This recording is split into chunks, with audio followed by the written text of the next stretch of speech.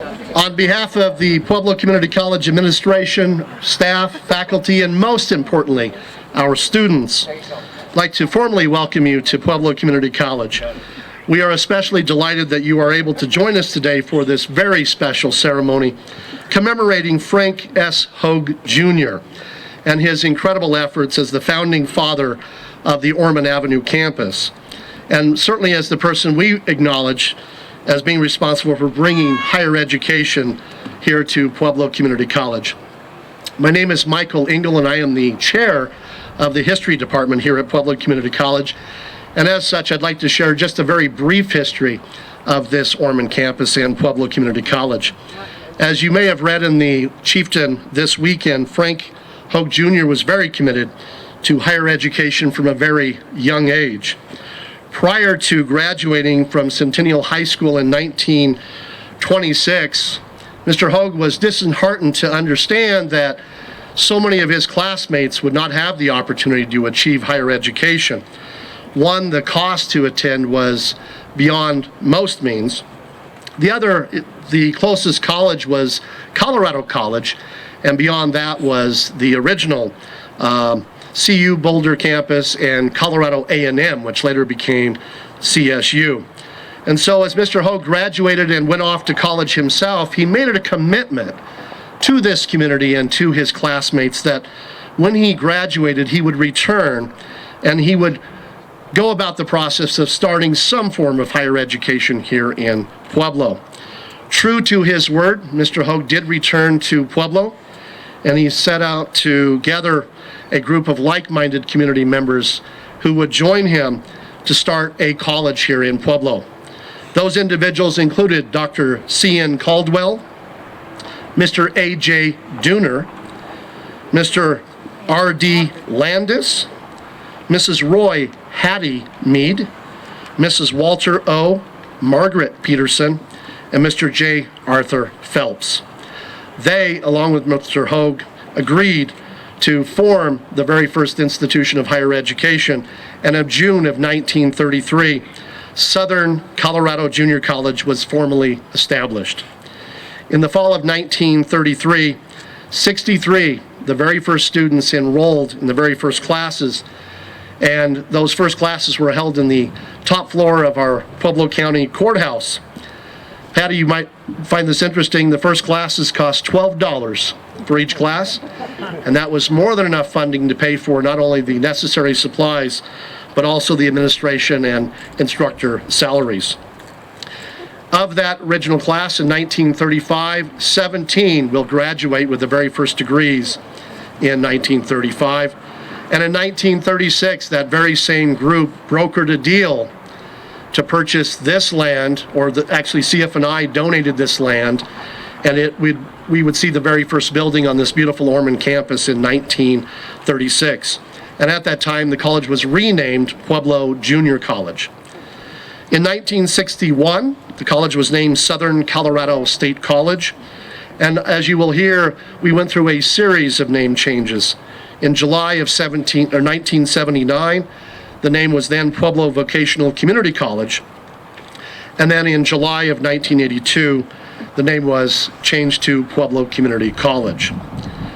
And although that name has changed several times over the last 82 years, what has not changed, ladies and gentlemen, is our continued commitment to serving Mr. Hoag's vision, and that vision was to provide high-quality education at an affordable price to the citizens of Pueblo, Colorado. As a tangible testament to Mr. Hoag's vision, I would point out to you that this campus, Pueblo Community College, was recently recognized with the impressive ranking that we are 4th in the nation among all 2- and 4-year colleges and universities in terms of long-term career success and earning power, as acknowledged by the prestigious Brookings Institute. 4th in the nation. Please join me in a round of applause.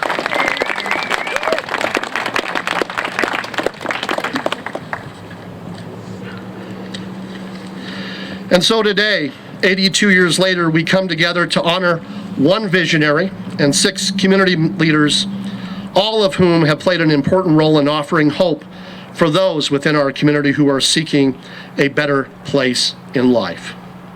And as a faculty member here, it gives me immense pleasure to see all of you here on our campus, especially as we join together as a community. At this time, it gives me great pleasure to introduce to you the president of the Robert Hoag Rawlings Foundation and the assistant publisher of the Pueblo Chieftain. Please join me in introducing Jane Rawlings.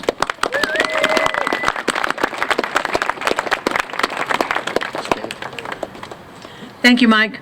Welcome, everybody. Thanks for coming out today. It feels a lot warmer here in the sun than it did when I was sitting in the shade, so I'll try and be brief. One of the things I'd like to talk about, Mike gave a really good description of the history of the school and the founding father, and I would just like to let you know how this particular project came about. About 18 months ago, President Erjavik was trying to get together something of a little more prominent when they had the new fountain put in at the end of the sidewalk. And so she asked Martha Simmons, the executive director of the Pueblo Community College Foundation, to meet with Mr. Rawlings and see if what his idea would be about where to put a bas-relief that had been in that position. And it was a bust of Frank Hoag Jr. when he was in his prime as a gentleman here in Pueblo. And so that was right before the Rawlings Foundation meeting. And when Martha put together a request of the Rawlings Foundation, we started talking about it in our Rawlings Foundation meeting and decided that we needed to have something a little bit, we needed to have a better visual. And so we set about trying to figure out what this project was going to be. And at our next meeting, which was the following winter, there were several different ideas of like monuments that we would have. And Dad didn't like that very well. Dad wanted to have a full-size statue. And so we looked at each other in the Rawlings Foundation meeting, and we were very fortunate to have Bob Wirtz and Dave Shaw, who are also members of the Lavert Hoag Foundation. And among all of us in the Rawlings Foundation and the Hoag Foundation, we decided that we would look for a sculptor who could do a full-size statue. And Martha's husband was very instrumental, Glenn, wherever Glenn is, in helping us, I can't see, in helping us find, there he is, in helping us find a sculptor. And we are so fortunate in Colorado to have a bevy of sculptors who are very fine sculptors up in the Loveland area.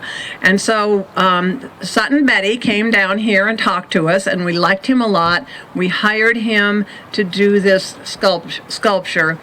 And I have to say that Martha and Glenn and some of the rest of us have worked many long hours to put together what we have for you today. I would like to say that the Lavert Hoag Foundation representative here today is Bob Wirtz. Dave Shaw was unable to be here, and Jim Munch had to leave early. The Rawlings Foundation consists of myself, my father, Bob Rawlings, my two brothers, and my sister, and in addition to Mr. Shaw and Mr. Wirtz, Dave Cardinal. We also have several members of the Chieftain staff that help staff the Rawlings Foundation. So it's this group of people that put together the grants for the statue itself, and then the Pueblo Community College Foundation provided all the additional stuff like the base, the concrete base that's on, and this lovely party this evening. So I would like everybody to thank the Rawlings Foundation and the Lavert Hoag Foundation and the Pueblo College Community, or the Pueblo College Foundation for their hard work on this. Okay, Mike. Okay, so John wants to get your face Okay, now he turned on me. Save the statue. As soon as the cover comes off, balloons go up. Okay, you're good. You ready, John? Gosh, you could have used that again. Okay, now Bob, just pull that down. Gently. There you go. Faster. It's not going to break. There you go. Pull it hard. It won't hurt it. Oh. I'm sorry. Oops, I thought it was stuck. Bob show. Icicles dripping Yay. from my nose. Almost. Yay!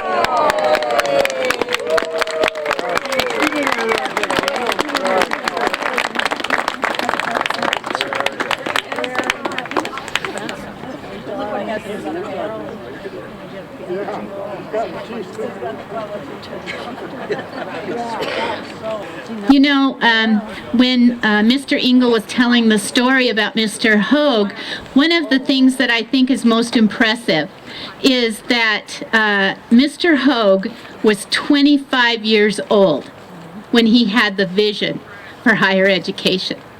How many of you are 25 years or older? So think about it. This man who was younger than many of our students here on campus had this vision.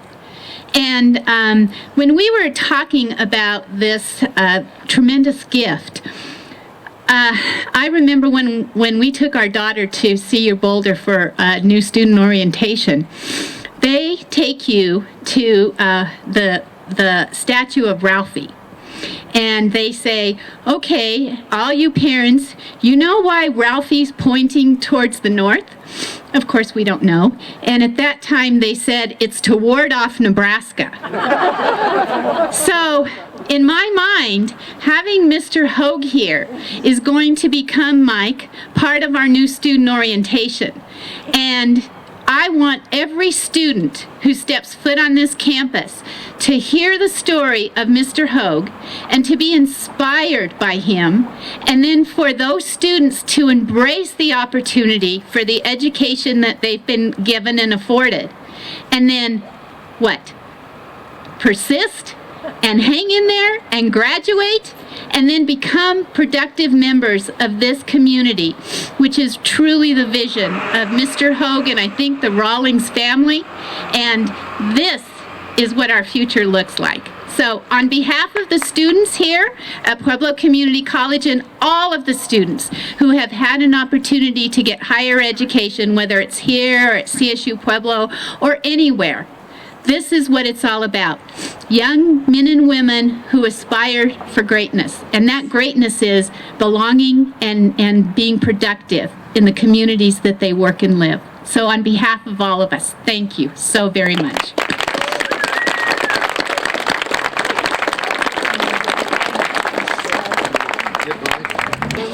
On behalf of Pueblo Community College, we would like to thank each of you for coming out this afternoon to celebrate this new amazing piece of artwork for Pueblo Community College, but also for the entire Pueblo community.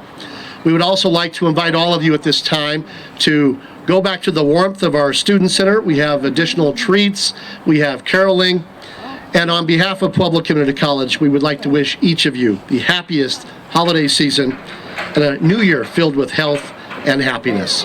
Thank you.